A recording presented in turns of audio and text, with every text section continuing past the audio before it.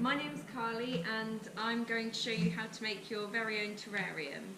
A terrarium is a fully enclosed system that once you get it going, it can last for a couple of years with very little maintenance and sit either on your desk or in a sunny windowsill anywhere in your house.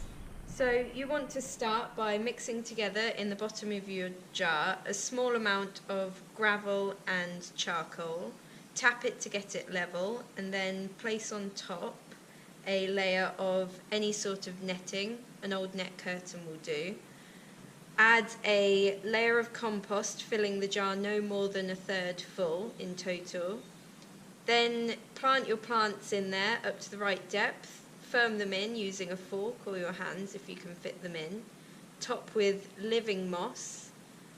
And then finally water in by spraying with a spray bottle or by dribbling water down the sides of the jar before you close it.